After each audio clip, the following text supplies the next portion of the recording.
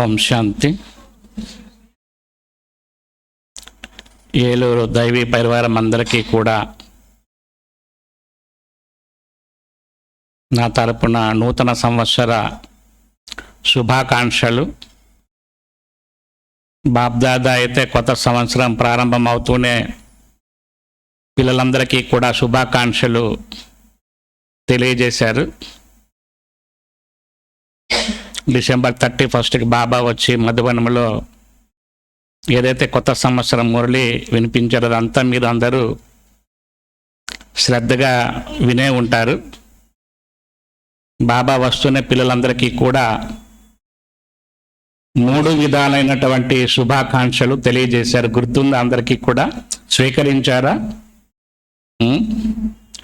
నవజీవన్ కి బధాయి, నవయుగ్ కి బధాయి, నయా సాల్ కి బధాయి. గుర్తుందా అందరికీ కూడా?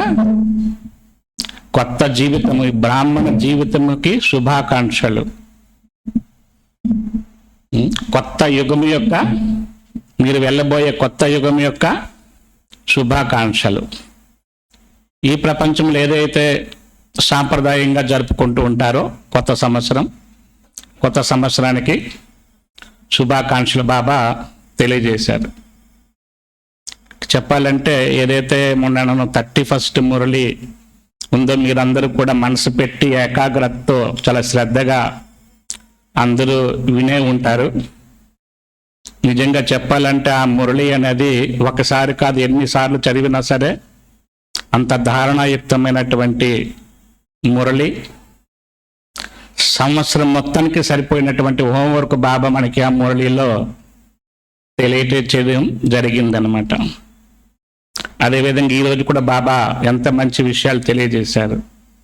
ఎప్పుడు కూడా ఏ స్మృతి అనేది ఉండాలి? తండ్రి మరియు వారసత్వం, అంటే భగవంతుడు మరియు భాగ్యం. తండ్రి వారసత్వం అంటే అర్థం ఏంటి? భగవంతుడు మరియు భాగ్యం. కేవలం తండ్రిని జ్ఞాపకం చేసుకోవడమే కాదు, తండ్రి ద్వారా లభించమైనటువంటి అనంతమైనటువంటి వారసత్వాన్ని కూడా మనం సదా గుర్తు చేసుకుంటూ ఉండాలి. అప్పుడే ఆ నశ, ఆ ఖుషి మనలో నిరంతరము స్థిరంగా ఉంటుందన్నమాట. బాబా నుండి లభించేటటువంటి వారసత్వం ఏది? అనంతమైనటువంటి స్వర్గ వారసత్వం. ఎలాంటి యుగంలో మనం వెళ్ళబోతున్నాం? ఈరోజు ఆ విషయాలు కూడా చాలా వరకు బాబా మురళిలో మనందరికీ కూడా గుర్తు చేశారు. రాబోయే మీ బంగారు మహల్ ఎలా తయారవుతాయి, ఎక్కడెక్కడైతే రాజులు వాళ్ళ అండర్ గ్రౌండ్స్లో దాచుకున్నారో, వినాశన సమయంలో ఈ సముద్రాలు పొంగడము, భూకంపాలు, ఇవన్నీ పరివర్తనలు ఏమవుతుందంటే ఆ బంగారం అంతా కూడా మొత్తం భారతదేశంలో చేరుకొని ఆ గనులుగా ఏర్పడి ఏవైతే మనకి రాజమహల్ తయారవుతా ఆ ఒక్కదాని చోట మనం మహల్లో తయారు చేసుకుంటాం. అక్కడ నేచురల్ బ్యూటీ అనేది ఉంటుంది. ఈ విధంగా ప్రతిరోజు కూడా బాబా మనకి ఎన్నో రాబోయేటటువంటి కొత్త యుగం యొక్క విషయాలు మనకి తెలియజేస్తూ ఉంటారు. కాబట్టి అవన్నీ కూడా మన కళ్ళెదురుగా మెదులుతూ ఉండాలి. ఎంతెంత స్మృతి ఉంటుందో అంతగా మన పురుషార్థంలో తీవ్రత అనేది ఉంటుంది. కాబట్టి వర్తమాన సమయంలో బాబా వినిపిస్తున్నటువంటి ఈ సాకార మురళీలు కానివ్వండి, ఇంకా లేటెస్ట్గా బాబా మధువనం వచ్చి వీడియో రూపంలో మనం చూస్తున్నాము, ఆ ఒక్క మురళీలు కానివ్వండి, చెప్పాలంటే ఇవి మనము రివైజ్ మురళీలు అంటాం. అంతేనా? రివైజ్ మురళీలు. సాకార బాబా వచ్చారు, చాలాసార్లు ఈ మురళీలు రివైజ్ అవుతున్నాయి. అవ్యక్త బాబ్దాదా కూడా చాలాసార్లు వచ్చారు. మనకి కనీసం 40 సంవత్సరాలు సాకారంలో అవ్యక్త పాలన అందించారు. గుల్జార్ దాది తరం ద్వారా 40 సంవత్సరాల బాబా అవ్యక్త పాలన అందించారు. ఆ పాలన ఇప్పుడు మనము వీడియో రూపంలో మనము చూస్తున్నాం. కానీ చెప్పాలంటే వాస్తవంగా డ్రామానుసారంగా ఇప్పుడు నడుస్తున్నటువంటి సాకార మురళీలు కానివ్వండి, అవ్యక్త మురళీలు కానివ్వండి, ఇవి కేవలము రివైజ్ మురళీలు కాదు. ప్రతి ఒక్క మురళి రియలైజేషన్ చేసుకోవాల్సినటువంటి మురళి. రియలైజేషన్ అంటే ప్రతి ఒక్క మురళి మనము అనుభవం చేసుకోవాల్సినటువంటి మురళి. ఇవేమి పాత మురళీలు కాదు. రివైజ్ మురళీలు అంటే పాత మురళీలు కాదు. లేటెస్ట్గా బాబా ఈ రోజు వచ్చి వర్తమాన పరిస్థితులకు అనుగుణంగా వినిపిస్తున్నారా ఏంటి అనేదే మనకి అర్థమవుతూ ఉంటుంది. కాబట్టి బాబా మురళి ఎప్పుడు పాతది కొత్తది అనేది ఉండదు. ప్రతిరోజు బాబా ఫ్రెష్గా వచ్చి మనకి వినిపిస్తూ ఉంటారు. ఎందుకంటే ఆ మురళిలో ఉండే సారాంశం మనము అర్థం చేసుకున్నట్లయితే మనకి ఆ విధంగానే అర్థమవుతుంది. ఇది ఎన్నో సంవత్సరాల క్రితం వినిపించే మురళిగా మనకి అనిపించదు.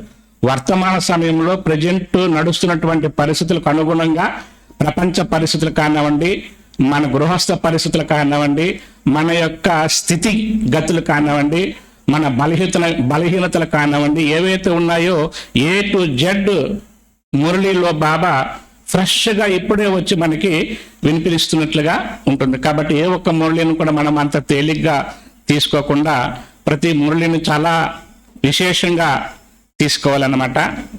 ఇక విశేషంగా ఏదైతే ఇప్పుడు మనకి ఈ కొత్త సంవత్సరం అనేది ప్రారంభమైందో, నిజంగా చెప్పాలంటే ఇది కొత్త సంవత్సరం ప్రారంభమే కాదు, మన బ్రాహ్మణ పిల్లలకి జనవరి నెల అనేది ఏదైతే ఆరంభం అవుతుందో, ఈ జనవరి 18 జనవరి ఏదైతే వస్తుంది కదా, ఒక 18 జనవరి అనే కాదు, ఈ జనవరి నెలంతా మనము అవ్యక్త మాసగా జరుపుకోవడం అనేది జరుగుతూ ఉంటుంది.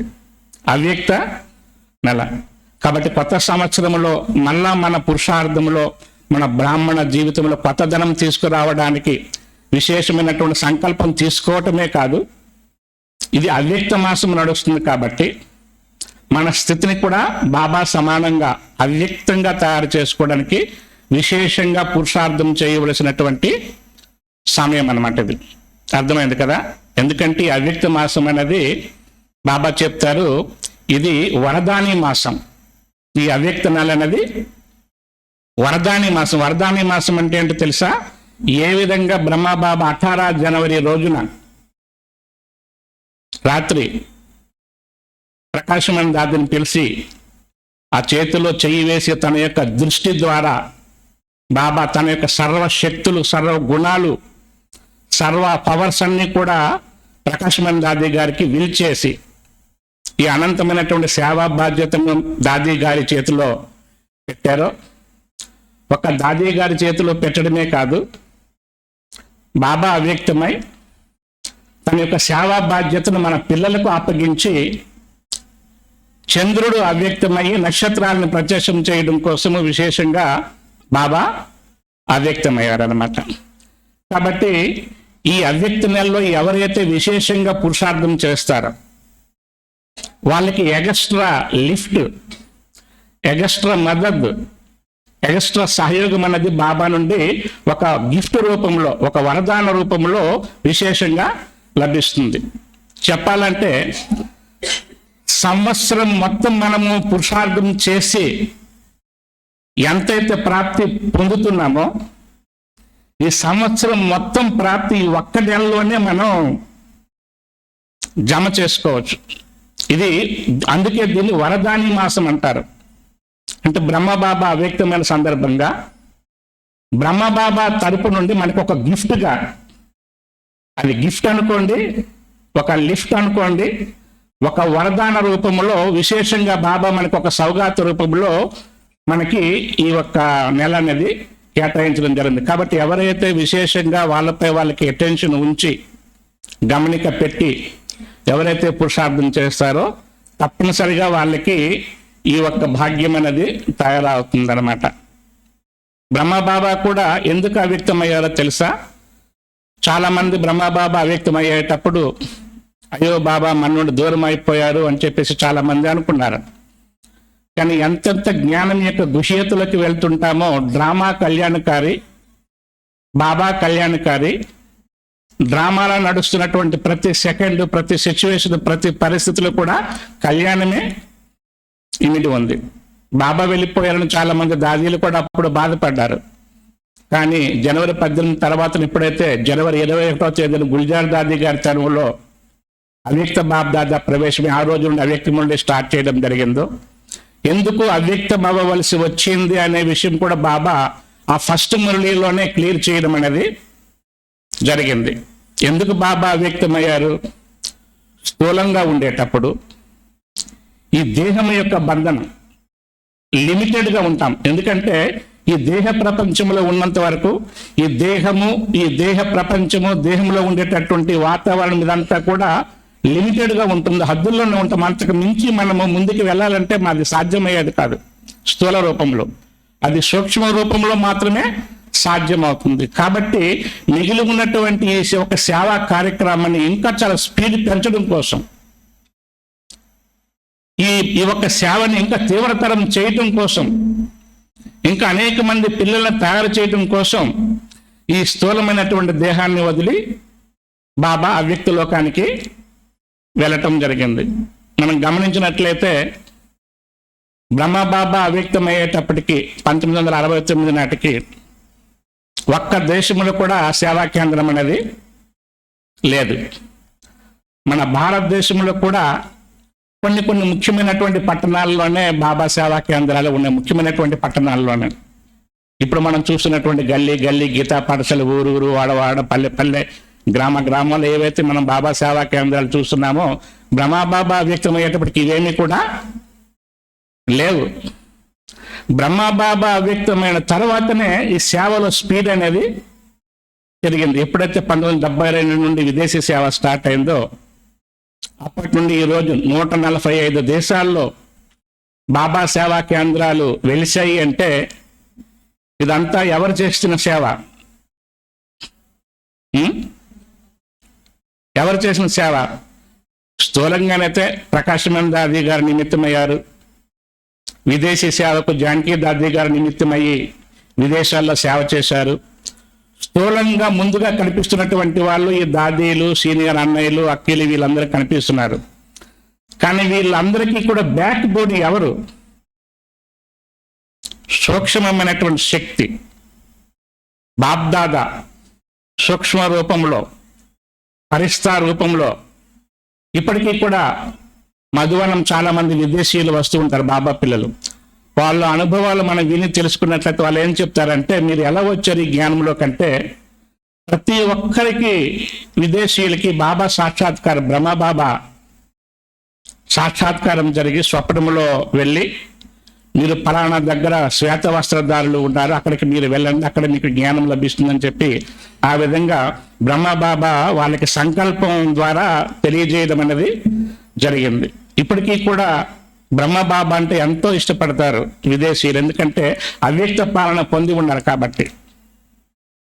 సంకల్పం ద్వారా సేవ, వాచా ద్వారా సేవ, మనసా ద్వారా సేవ. బాబా మనకి చాలా మురళిలో చెప్తుంటారు, వాచా సేవ కంటే మనసా సేవ చాలా స్పీడ్, చాలా శక్తిశాలిగా ఉంటుంది. కాబట్టి శాస్త్రాల్లో కూడా ఏం రాశారంటే, బ్రహ్మదేవుడు సృష్టికర్త, బ్రహ్మ సృష్టి రచిస్తాడు అంటారు, బ్రహ్మ ద్వారా ఈ సృష్టి రచన జరిగింది అంటారు. ఇంకొక విషయం ఏం చెప్తారంటే, బ్రహ్మ సంకల్పం ద్వారా ఈ సృష్టి రచించాడని అంటారు. మామూలు రచన, ముఖ వంశావళి రచన మనమందరం ఎవరం? బ్రాహ్మణులం అంట. బ్రాహ్మణులు అంటే ఎవరు? ముఖ వంశావళి బ్రాహ్మణులు, బ్రహ్మ ముఖ వంశావళి బ్రాహ్మణులు అంటారు. కానీ మనం ముఖం ద్వారా జన్మ తీసుకోలేదు. మనం అందరం కూడా 69 తర్వాత ఎవరికైతే మనం జన్మ తీసుకున్నామో సంకల్పం ద్వారా జన్మ తీసుకున్నాం మనమందరం కూడా. ఎలాగా? మనమందరము స్థూలమైనటువంటి రచన కాదు, అవ్యక్త రచన, సంకల్ప రచన. మనం అందరము బ్రహ్మ సంకల్ప రచన ద్వారా మనం అందరము జన్మ తీసుకున్నాం. కాబట్టి ఈ సంకల్ప రచన ఇంకా చాలా పవర్ఫుల్గా ఉంటుందన్నమాట, చాలా శక్తిశాలిగా ఉంటుంది. కాబట్టి విదేశాలు కానివ్వండి, మన భారతదేశంలో కానివ్వండి, ఈరోజు పల్లెల్లో గ్రామాలు ఈ విధంగా సేవా కేంద్రాలు విస్తరించాయంటే ఇదంతా కూడా సూక్ష్మంగా శ్రీబాబా మరియు బ్రహ్మబాబా, విశేషంగా శ్రీబాబా తండ్రి, బ్రహ్మబాబా తల్లి రూపంలో బాప్ దాదాల యొక్క పాలన.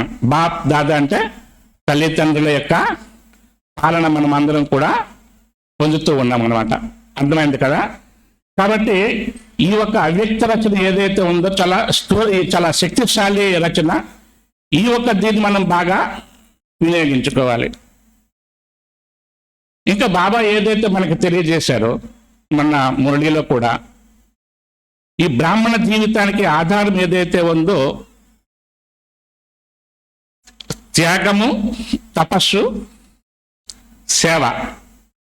ఇంకా మన పురుషార్థానికి, టోటల్ పురుషార్థానికి ప్రతి ఒక్క పిల్లవాళ్ళకి కూడా బాబా ఒకటే ఇషారా ఇస్తారు. ఈ రోజుకి కూడా బాబా ఏం చెప్తారంటే ఫాలో ఫాదర్, ఫాలో మదర్ అని అంటారు. అంతేగాని ఫాలో సిస్టర్ అని ఎప్పుడు కూడా, ఫాలో సిస్టర్, ఫాలో బ్రదర్ అని ఎప్పుడు కూడా చెప్పరు. చాలా వరకు తీవ్రంగా పురుషార్థం చేసేవాళ్ళు దాదీలు, అన్నయ్యలు, అక్కయ్యలు ఉన్నారు. అయినప్పటికీ కూడా సంపూర్ణ స్థితికి చేరుకున్నటువంటి వారు కాబట్టి ఒక బ్రహ్మబాబా మాత్రమే. కాబట్టి బ్రహ్మబాబాని ఉదాహరణగా ఇస్తూ మనను బాబా బ్రాహ్మణ జీవితానికి ఆధారము త్యాగము, తపస్సు, సేవ, వాటికి చాలా బ్రీఫ్గా బాబా మంచి ఉదాహరణలతో మనను మురళిలో చెప్పారు. త్యాగము అంటే అర్థం ఏంటి? ఏంటి త్యాగము? త్యాగము అంటే స్థూలమైనటువంటి విషయాలు కాదు, పాత స్వభావ సంస్కారాలు ఏవైతే ఉన్నాయో. ఇంకా బాబా త్యాగం గురించి ఏం చెప్పారంటే త్యాగము, తపస్సు, సేవ ఎంతవరకు ఈ ఒకటికి, ఈ మూడు కూడా ఒకటికి ఒకటి ఇంటర్లింక్ అన్నమాట. మనం తపస్సు చేయాలనుకుంటాం, కానీ ఎంతవరకు మనలో త్యాగ భావన రాదో అంతవరకు తపస్సు అనేది సాధ్యం కాదు. సంపూర్ణ త్యాగం అనేది ఉండాలి. త్యాగానికి బాబా ఏమి ఉదాహరణ ఇచ్చారు? అంచం వరకు బాబా పిల్లల కోసం బిల్డింగులు అవన్నీ కూడా కట్టారు మధువనంలో, కానీ తను మాత్రం లాస్ట్ వరకు ఎక్కడున్నారు? జూపిడీలోనే ఉన్నారు. ఈ రోజుకి కూడా మనం మధువనం వెళ్ళినట్లయితే చార్ధామ్ యాత్ర చేస్తాం. శాంతి స్తంభం, హిస్టరీ హాల్, బాబా కమరా, బాబా జూపిడి, ఈ నాలుగింటిలో కూడా ఎప్పుడైనా సరే మీరు బాబా జూపిడిలో కూర్చోండి, ఎంత సైలెన్స్ స్థితి, ఎంత పవర్ఫుల్ స్థితి మనకి అనుభవం అవుతుంది. అక్కడుండే బాబా విశేషంగా తపస్సు చేశారు. పిల్లల కోసం లాస్ట్ వరకు మహల్లో ఉండడానికి బిల్డింగ్లు అవన్నీ కట్టించారు. బ్రహ్మబాబా మీద ప్రేమ కొలిది పిల్లలకు కూడా బాబాకు ఆఫర్ చేసేవారు, బాబా మీరు కూడా ఒక రూమ్లో ఉండండి, ఒక బిల్డింగ్లో ఉండండి అంటే, లేదు ఇది పిల్లల కోసమే, నాకు ఈ జూపిడి ఉంది చాలు అని చెప్పేసి లాస్ట్ వరకు ఆ జూపిడిలోనే ఉండేవారు. కానీ ఏ ఒక్క సాధనాలని కానీ, సైన్స్ సాధనాలని కానీ, ఈ ఒక్క ఆధారాలు కానీ ఏవి కూడా బాబా స్వీకరించలేదు. అలా అనంతమైనటువంటి వైరాగ్య స్థితిలో బాబా ఎప్పుడు కూడా ఉండేవారు. కాబట్టి తపస్సుకు ఆధారము త్యాగము, అనంతమైనటువంటి వైరాగ్యం. ఇంకా తపస్సు చూడండి, బాబాకి మనకి తేడా ఏంటి? ఈరోజు బాబా స్వయం బ్రహ్మబాబా శరీరంలో శ్రీబాబా వచ్చున్నారు. అంతకంటే విశేషం ఇంకేముంటుంది? అంతకంటే ఇంక పురుషార్థం ఇంకేం చేయాలి? కానీ బ్రహ్మబాబు ఎప్పుడు అనుకున్నవారు ఏంటంటే, నేను నా ఇంటిని అద్దెకిచ్చాను కాబట్టి ఆ ఇంటికి అద్దె మాత్రం ఆయన ఇస్తారు, కానీ మిగతాది ఏదైతే ఉందో అదే నేనే చూసుకోవాలని చెప్పేసి బ్రహ్మబాబా ఎప్పుడు కూడా శ్రీబాబు వచ్చి నా శరీరాన్ని వాడుకొని సేవ చేస్తుంటారు. కాబట్టి ఆ సమయంలో నేను పురుషార్థం చేయడానికి నాకు సమయము ఉండదు. ఈ శరీరాన్ని ఎక్కువగా శ్రీబాబా వాడుతుంటారు కాబట్టి ఆ సమయంలో నాకు అవకాశం ఉండదని చెప్పేసి బాబా మధ్య అమృత వేళ 2 గంటలకి, 2:30కి, 3 గంటలకి లేచి విశేషంగా యోగం చేసి ఈ పాత సంస్కార స్వభావాలు ఏవైతే ఉన్నాయో, ఇంకా బలహీనతలు ఏవైతే ఉన్నాయో వాటిని దూరం చేసుకోవడానికి బాబా విశేషంగా పవర్ఫుల్గా యోగం చేసేవారు. దాదీలు కూడా మనకి చెప్తూ ఉంటారు, అలాగా మధ్యరాత్రి అప్పుడు దేనికని లేచి అలాగే వెళ్తున్నట్లయితే రాత్రి 2 గంటలప్పుడు, 2:30 అప్పుడు బాబా రూమ్లో రెడ్ లైట్ వెలుగుతూ ఉండేదంట.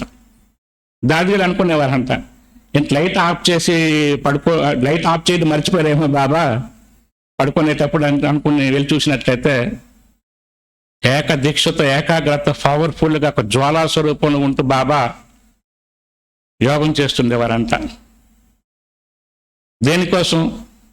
తన సంస్కారాలు పరివర్తన అవ్వడానికి. ఇంకా విశ్వంలో ఎవరైతే బంధనాల్లో ఉన్నారో, సమస్యల్లో ఉన్నారో, బాబా పిల్లలు ఎవరైతే బంధనాల్లో ఉన్నారో వాళ్ళకు కూడా ఆ సమయంలో సకాశు ఇస్తూ తనలో ఉండేటువంటి బలహీనతలను దూరం చేసుకోవడానికి కూడా ఆ విధంగా బాబా పురుషార్థం చేసేవారంట. ఆ విధంగా తపస్సు అనేది చేశారు. ఎందుకంటే ఈ తపస్సు యొక్క అవసరం ఎందుకు ఉందంటే బాబా మనకి మురళిలో చాలా క్లియర్గా చెప్పారు. అన్నిటికంటే పురుషార్థములో అన్నింటికంటే పెద్ద విఘ్నము ఏంటి అనేది బాబా చెప్పారు. విన్నారా అందరూ? గుర్తుందా? పురుషార్థములు అన్నిటికంటే ముఖ్యమైనటువంటిది ఏంటి మనం చేయాలి? ఏంటి విఘ్నము మన పురుషార్థములో? బాబా ఏదైతే చెప్పారో మన కొత్త సంవత్సరం మురళిలో, అన్నిటికంటే పెద్ద విఘ్నము పాత సంస్కారాలు, పాత సంస్కార స్వభావాలు, పాత అలవాట్లు, పాత స్మృతులు. పురాణి యాదేం పురాణి స్మృతియా, పురాణి సంస్కారం. ఎందుకంటే మనందరికీ కూడా అనుభవమే. కొత్తగా ఎప్పుడైతే బాబా పిల్లలుగా బాబా ఇంట్లో అడుగు పెట్టామో అప్పుడు కొన్ని సమస్యలు వచ్చేవి. ఈ తినే విషయంలో, తాగే విషయంలో, కట్టుకునే విషయంలో, ఈ కులం యొక్క కట్టుబాట్లు, సాంప్రదాయాలు, భోజనాలు, మిగతా విషయాల్లో కొన్ని సమస్యలు వచ్చేవి. వాటిని అధిగమించడానికి మనం పురుషార్థం చేసేవాళ్ళం. కానీ ఇప్పుడు ఆ సమస్యలు ఎవరికి లేవు కదా? ఉన్నాయా? ఇప్పటికీ కూడా ఉన్నాయా? అంటే కొంతమందికి ఉండొచ్చు. కానీ క్రమేపీ మనం ఏం చేసాము? ఆ తినేది, తాగేది, కట్టుకోలేదు, ఈ కులం యొక్క కట్టుబాట్లు, చుట్టాలు, బంధువులు, కులం మర్యాదలు, ఇవి ఏవైతే ఉన్నాయో, ఈ వేసుకునే దుస్తుల నుండి, తినేది, తాగేది నుండి ప్రతి ఒక్కటి క్రమేపీ ఒక్కొక్కటి తెగొట్టుకుంటూ అధిగమిస్తూ ఇప్పుడు ప్రశాంతంగా ఉన్నాం. ఇవన్నీ మనం జయించేటప్పటికీ కూడా లాస్ట్లో మనం జయించవలసింది, మనం గమనిక పెట్టవలసింది ఏంటంటే, వీటన్నిటిలో మనం పాస్ అయ్యాం, కానీ లాస్ట్లో విఘ్నం కలిగించేది మన పాత సంస్కార స్వభావాలే మనల్ని విఘ్నంగా మారుతాయి. ఆ పాత సంస్కార స్వభావాలు కూడా అందరిలో ఒకే విధంగా ఉండదు. ఎవరికి వాళ్ళు పరిశీలించుకున్నట్లయితే ఒక్కొక్కరిలో ఒక్కొక్క విధమైనటువంటి పాత అలవాటు, పాత సంస్కార స్వభావం చాలా బలీయంగా ఉంటుంది, చాలా దృఢంగా ఉంటుంది. ఎంత వదిలించుకోవాలన్నా మన నుండి అది దూరం కాదు. దూరం కాకపోవడం వల్ల ఎంత పురుషార్థం చేస్తున్నా సరే, ఈ బ్రాహ్మణ జీవితంలో అతీంద్రియ సుఖం ఏదైతే బాబా చెప్తారో, ఈ బ్రాహ్మణ జీవితంలో అతీంద్రియ సుఖం అని అనిపించే జీవితం అంటారో, ఆ అతీంద్రియ సుఖం అనేది మనకు అనుభవం కాకుండా ఉంటుంది. కారణం ఏంటి? ఆ బలహీనత కారణంగా. అంటే మనం పురుషార్థం చేస్తుంటాం, కానీ ఆ బలహీనత, ఆ సంస్కారం మనకి విఘ్నం వేసేటప్పుడల్లా కూడా మన కృషి మాయమైపోతూ ఉంటుంది, పశ్చాత్తాపంలోకి వెళ్ళిపోతూ ఉంటాం. దానికోసం ఏం చేయాలి మరి? ఆ పాత సంస్కార స్వభావాలను దూరం చేసుకోవడం కోసం బాబా మనకి ఏం చెప్పారంటే తపస్సు చేయాలి. దానికి కూడా చాలా మంచి వర్డ్ బాబా వాడారు, తపస్యమన తప్. విన్నారా వర్డ్? తప్. ఇప్పుడు 2 పదాలు ఉన్నాయి మనకి, యోగము, తపస్సు. ఈ రెండింటికి తేడా ఉందా లేదా? యోగం అంటే ఏంటి? తపస్సు అంటే ఏంటి? చెప్పండి. యోగం అంటే ఏంటి? తపస్సు అంటే ఏంటి? యోగం అంటే ఏదైతే మనం ఉదయం లేచాం, అమృత వేళ లేచాం, మురళి విన్నాం, అయిపోయింది. తర్వాత పని పాటు చేస్తూ కూడా బాబాని జ్ఞాపకం చేసుకుంటాం. సాయంత్రం వేళ సాయంత్రం యోగంలో కూర్చున్నాము, రెడ్ లైట్ వేసి అయింది, ఏదైతే ఉందో ఇది యోగం తలకి చార్టు. యోగం చేస్తున్నామంటే చేస్తున్నాం, ఇది యోగం. కానీ తపస్సు అంటే ఏంటంటే, ఏదైతే మనలో బలహీనత ఉందో, సంస్కారం ఉందో, దాన్ని ఎలాగైనా ఈ రోజు నుండి నా నుండి దూరం చేసుకోవాలి అనే ఒక దృఢ సంకల్పంతో, తపస్య మన తప్, ఒక దృఢ సంకల్పంతో, ఒక దృఢత్వంతో ఏదైనా సరే ఈ రోజు నుండి దీన్ని నా నుండి దూరం చేసుకోవాలి అని ఒక దృఢ సంకల్పంతో, ఒక టార్గెట్ పెట్టుకొని కొన్ని రోజులు, కొన్ని నెలలు, ఒక సంవత్సరం, ఎంతవరకు దూరం కాదు అంతవరకు దీన్ని అని వదిలిపెట్టేదే లేదు అనేటువంటి ఒక విశేషంగా తపస్సు చేస్తూ, ఆ ఒక యోగం కూడా బాబా ఏం చెప్పారు? యోగు అగ్నికేరు. యోగం అనేది సాధారణంగా కాకుండా ఒక అగ్ని రూపంలో, ఒక జ్వాలా రూపంలో, జ్వాలా స్వరూపు అని బాబా మనకి చెప్పారు. ఎంతెంతగా ఒక జ్వాలా స్వరూపు యోగాన్ని మనం ఏకాంతంగా కూర్చొని అనుభవం చేయమో అంతవరకు ఈ పాత సంస్కారాలు అనేవి మన నుండి దూరం కావు. కాబట్టి ఎంతవరకైతే పాత సంస్కారాలు దూరం కావో మనం అనుకుంటాం అంతా బాగానే ఉంది, ఈ ఊర్లో మిగతా వాళ్ళందరికంటే నేను బాగానే ఉన్నాను, రెగ్యులర్గా వస్తూ ఉంటాను, వింటూ ఉంటాను, పంచువలుగా నేను అన్ని నియమాలు పాటిస్తూ ఉన్నాను, మిగతా వాళ్ళందరికంటే నేను బెటరే, చాలా బాగానే ఉన్నాను, పర్వాలేదులే అని అనుకుంటాం. మనకి మనం పర్వాలేదు అనుకుంటాం, కానీ అది ఎప్పుడు కూడా ఉండకూడదు. మన లక్ష్యం ఏంటి? అన్నయ్యని అక్కడితో కంపేర్ చేసుకోలేదు కాదు, బాబాతో కంపేర్ చేసుకొని బాబా ఎలాగ ఉండేవారు, ఏం చేశారు? శివ బాబా స్వయంగా ఆయన తనువులో ఉన్నప్పటికీ కూడా బాబా అంత తీవ్రంగా పురుషార్థం చేసేవారు. సాకార మురళిలో బాబా మనకు అనుభవం చెప్తూ ఉంటారు. నేను భోజనం చేస్తుంటాను, ఒక ముద్ద పెడతాను, మళ్ళా బాబా మర్చిపోతూ ఉంటారు. అంటే బాబా ఉన్నట్టుగా సత్యంగా, సత్య దిల్పర్ సాహిబ్ రాజీ అంటారు బాబా. సత్యమైన మనసు పైన భగవంతుడు కూడా బలి అవుతాడు. కాబట్టి బాబా పిల్లలు కూడా తీవ్రంగా పురుషార్థం చేయాలంటే మన ఉన్నట్టు స్థితిని, ఇందులో సిగ్గుపడవలసిన విషయం, విడిపడవలసిన విషయం ఏమీ లేదు. ఉన్నట్టుగా మనకు వస్తున్న సంకల్పాలు ఏంటి, మనకు వస్తున్నటువంటి పరిస్థితులు ఏంటి, మనం ఎంతవరకు చేస్తున్నాం ఏంటి అనేది బాబాతో మాట్లాడుతూ ఉన్నట్టుగా బాబా ముందు ఆ చార్ట్ పెట్టి దాన్ని దూరం చేసుకోవడానికి విశేషంగా యోగం చేసి బాబా నుండి మనము ఆ శక్తిని తీసుకోవాలి. బాబా చెప్పారు, హిమ్మతే బచ్చే మదద్దే బాబ్, మీరు ప్రయత్నం చేయండి, నా యొక్క సహయోగం మీకు ఉండనే ఉంటుంది.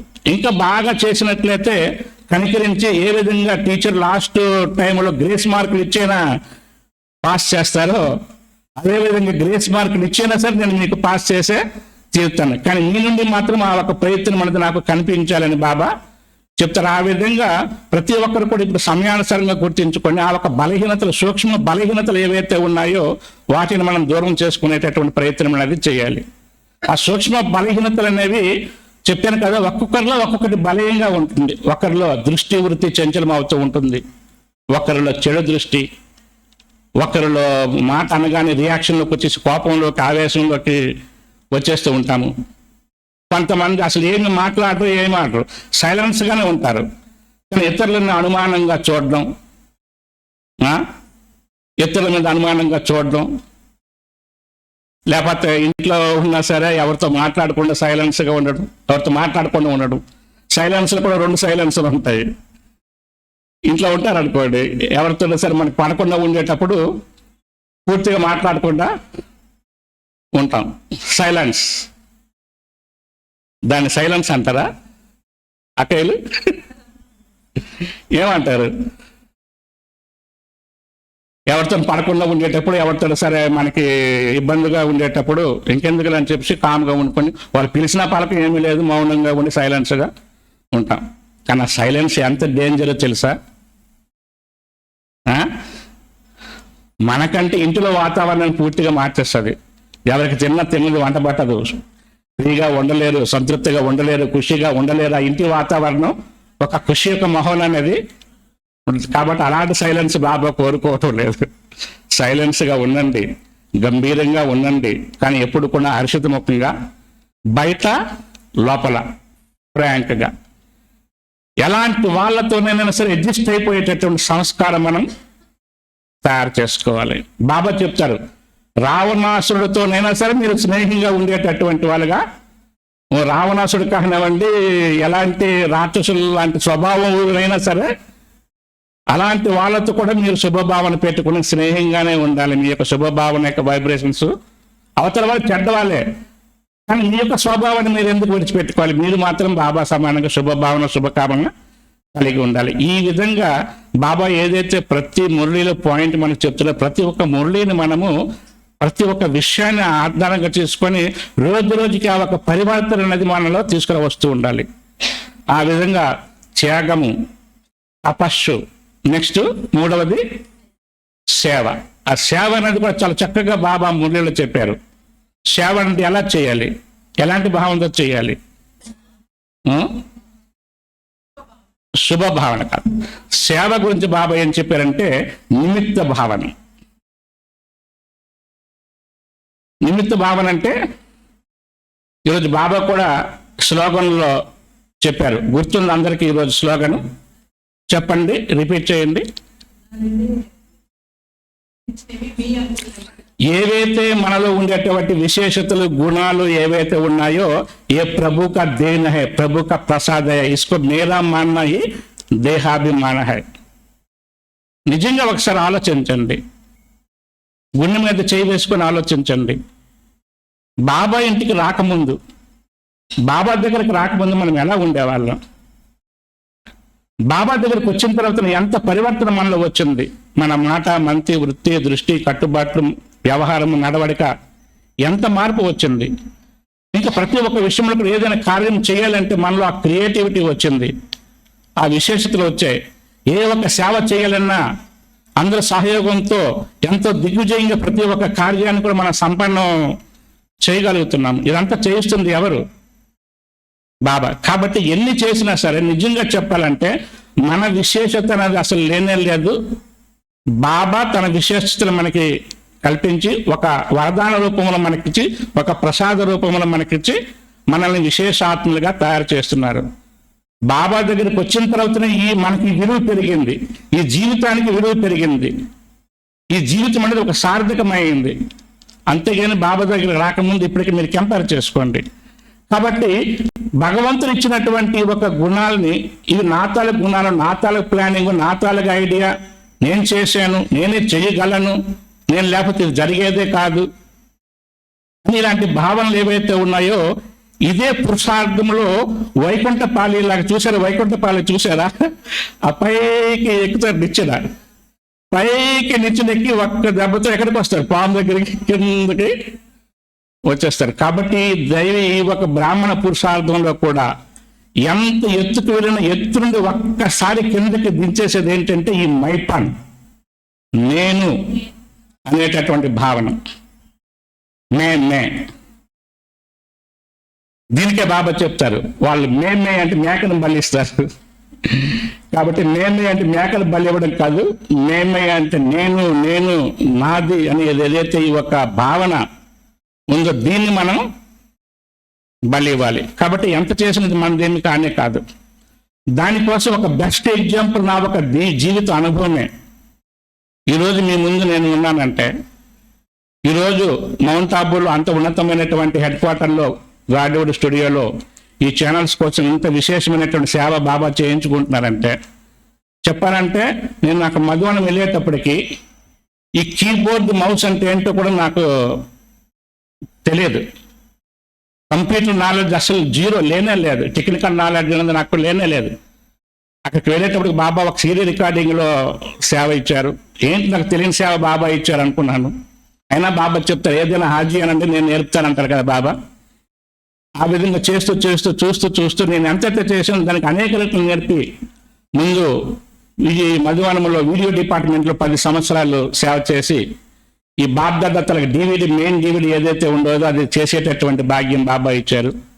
ఇప్పుడు ఎప్పుడైతే గాడ్వుడ్ స్టూడియో తయారైందో పీస్ ఆఫ్ మైండ్ ఛానల్ కోసము అంతకంటే చాలా అడ్వాన్స్డ్ సాఫ్ట్వేర్ ఏదైతే ఉందో, యాపిల్ ఫైనల్ కట్ ప్రో అని చెప్పి ఈ విధంగా ఈ ఛానల్స్ కావాల్సినటువంటి సాఫ్ట్వేర్ అంతా కూడా బాబా నేర్పించి, ఎవరైనా ఎప్పుడైనా కలిసేటప్పుడు మీరు ఇంత బాగా సేవ చేస్తున్నారు, ఎడిటింగ్ అంతా కూడా చేస్తుంటారు కదా, మీరు ఏమైనా కంప్యూటర్ ఇంజనీరింగ్ చేశారా, డిప్లొమా చేశారా అని అడుగుతుంటారు నాకు. ఏమని చెప్పాలి వాళ్ళు? కంప్యూటర్ ఇంజనీరింగ్ చేసామా, డిప్లొమా చేసామా? ఏమీ లేదు. ఇదంతా బాబా తాలుగా గ్రేట్. అదే సంగమ యుగంలో ఉండేటటువంటి విశేషత. అయితే ఇంత ఉన్నతంగా బాబా నా తాలుగా ప్రయత్నం చెప్పాలంటే 1%, 99% ఈ రోజుకి కూడా 99% బాబా తాలుగా గ్రేస్, బాబా తాలుగా గిఫ్ట్, బాబా తాలుగా వరదానమే ఈ ఆత్మని ఇంత ఉన్నతంగా అనిపిస్తుంది అనమాట. కాబట్టి ఈ పురుషార్థమును మనం ఉన్నతంగా వెళ్ళాలంటే మైపన్ అనేది మనము త్యాగం చేయాలి. ఆ త్యాగం అనేది నోటి ద్వారా కాదు, మనస్ఫూర్తిగా చేయాలి. చాలా మంది ఏమంటారంటే, అంత చేయించేవాడు బాబా, నాదేముంది, అంత చేయించుకునేవాడు బాబా, చేయించేవాడు బాబా, చేసుకునేవాడు బాబా అని నోటికి అంటారు. కానీ మనసులో మాత్రం సూక్ష్మంగానైనా కొంత సంకల్పం ఉంటుంది. నేను చేసినట్టు 10 మంది చెప్పుకుంటే బాగుంటుంది, నాకు ఎవరైనా పొగిడితే బాగుంటుంది, కనీసం నాకు ఎవరైనా విష్ చేస్తే బాగుంటుంది, చాలా మంచి పని చేశారండి, చాలా మంచి సేవ చేశారని కనీసం ఎవరైనా పలకరిస్తే విష్ చేస్తే బాగుంటుంది. ఆ విధంగా పలకరించకపోతే వెంటనే మన స్థితి డౌన్ అయిపోద్ది. కాబట్టి చేయించేవారు బాబా అనేంత విషయము 100కి 100 మనకి అది దృఢంగా మనలో ఆ ఒక ఇదనేది సమర్పణ భావన అనేది ఉండాలన్నమాట. అప్పుడే మనం ఉన్నతికి వెళ్ళగలుగుతాం. కాబట్టి బాబా దగ్గరికి వచ్చేటప్పుడు నా నైపుణ్య భావనను త్యాగం చేయాలి. రెండవది ఏంటంటే ప్రతి ఒక్క విషయము బాబా దగ్గర మన స్థితిని ఉన్నట్టుగా సత్యంగా చెప్పాలి. సత్యంగా బాబా ముందు మన చార్ట్ ఉంచాలి. మరి మీరు బాబా చెప్తారు, మధ్యాహ్నం వెళ్ళేటప్పుడు కూడా చాలా వరకు చెప్తుంటారు, ఏదైతే ఉందో అది రాసి మీరు బాబా బాక్స్లో వేయండి, బాబా దగ్గర పెట్టుకోండి. ఆ విధంగా నాకు అడిగినట్లయితే బాబా బాక్స్లో వేయవలసిన అవసరం కూడా లేదు. బాబా బాక్స్లో వేసేసి మళ్ళీ మర్చిపోతే దానివల్ల లాభం ఉంది. కాబట్టి బాబా బాక్స్లో రాసివ్వాల్సిన అవసరం లేదు కూడా. కానీ మన విషయం బాబాకు తెలుసు, బాబా విషయం మనకు తెలుసు. మనం చెప్పకపోయినా బాబాకు తెలుసు, అవునా లేదా? ఏంటి మనం త్యాగం చేయాలి? మైపన్, ఏదైతే నేను అనే భావన ఉందో దాన్ని త్యాగం చేయాలి. దీనికే ఉదాహరణగా మీరు భగవద్గీతలో, ఆ భగవద్గీత ప్రతి పుస్తకం మీద కూడా ఒక మంచి ఫోటో ఉంటుంది, మీరు చూసారో లేదో, కృష్ణార్జునులది. కృష్ణుడు ఇలాగా చేతితో వరదానం ఇస్తుంటాడు. అర్జునుడు ఏం చేస్తాడంటే కొంచెం తల వంచి ఇలాగ నమస్కరించినట్లుగా చూపిస్తారు. చూసారు ఎప్పుడైనా? తల వంచి ఇలాగ నమస్కరిస్తున్నట్లుగా కృష్ణుడు ఇలాగా వరదానం ఇస్తున్నట్లుగా ఆ భగవద్గీత యొక్క ఫోటో ఉంటుంది. దాని అర్థం ఏంటో తెలుసా? ఇంతవరకు ఉన్నటువంటి నేను, నాది, నా తెలివితేటలు, నా గడుస్తనము, నా ఒక్క మెరిట్ అని ఏదైతే మనం అనుకుంటున్నామో ఇది శూద్ర బుద్ధి. ఈ శూద్ర బుద్ధిని ఎంతవరకు అయితే భగవంతుని ముందు మనం సమర్పణ చేయమో అంతవరకు భగవంతుని యొక్క దివ్య బుద్ధి మనకి లభించదు. కాబట్టి ఏం చేయాలి? నేను అనేటటువంటి అహంతో కూడినటువంటి ఏదైతే ఈ శూద్ర బుద్ధి ఉందో ఈ శూద్ర బుద్ధిని భగవంతుని ముందు మనము అర్పణ చేయాలి. అప్పుడే భగవంతుని యొక్క దివ్య బుద్ధి మనకి లభిస్తుంది. ఆ దివ్య బుద్ధి ద్వారా ఏమవుతుందంటే చాలా అద్భుతమైనటువంటి ప్రేరణలు బాబా మనకి ఆ టచింగ్ అండ్ క్యాచింగ్ పవర్ అనేది ఇస్తూ ఉంటారన్నమాట. దివ్య బుద్ధి ఎప్పుడైతే మనం ప్రాప్తించుకుంటామో, ఎప్పుడైతే బాబా స్మృతిలో ఉంటూ ఎంతెంత బాబా స్మృతిలో సత్యమైన మనసుతో మనం ఉంటామో అంతంతగా బాబా నుండి విశేషమైనటువంటి ఆ ప్రేరణలు, ఆ టచింగ్స్ మనకి వచ్చి ఏ సమయానికి ఏది చెయ్యాలో మనం అనుకోకుండానే బాబా మనకి ఆ టచింగ్ అనేది, క్యాచింగ్ పవర్ అనేది ఇస్తూ ఉంటారనమాట. అందుకే ఈ రోజుకి కూడా నా డిపార్ట్మెంట్లో చూసుకున్నట్లయితే ఎప్పుడైనా వచ్చినట్లయితే చూస్తారు, ఒక మంచి స్లోగన్ నేను పెట్టున్నాను, జో బచ్చే मेरे याद में सदा मग्न रहते हैं उनके सोचने का भी काम मैं करता हूं.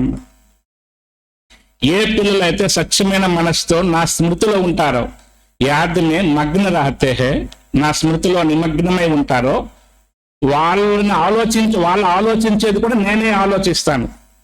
అంటే వాళ్ళ పనుల గురించి కూడా నేనే ఆలోచిస్తాను. అంటే మన గురించి కూడా మన గురించి, మన భవిష్యత్తు గురించి, మన దీని గురించి, మన కుటుంబం గురించి, మన బాధ్యతల గురించి, మన గురించి ఇంక మనం ఆలోచించవలసిన అవసరం లేదు. మన గురించి ఎవరు ఆలోచిస్తారు? బాబాయే ఆలోచిస్తారు. కాబట్టి ఇంత స్వచ్ఛమైనటువంటి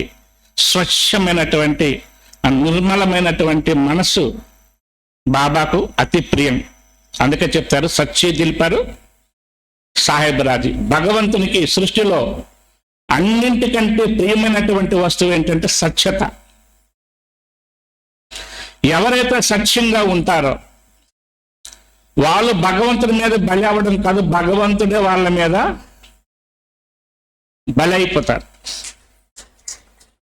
దీనికోసం తెలివితేటలు అవసరం లేదు, చదువు అవసరం లేదు, గడుస్తనం అవసరం లేదు. అసలు చెప్పాలంటే గడుసైనటువంటి వాళ్ళంటే అసలు బాబాకి నచ్చదు. అర్థమైందా? గడుసైనటువంటి వాళ్ళంటే అస్సలు బాబాకి నచ్చదు. బోలానాథుడికి బోలా పిల్లలే ఇష్టం.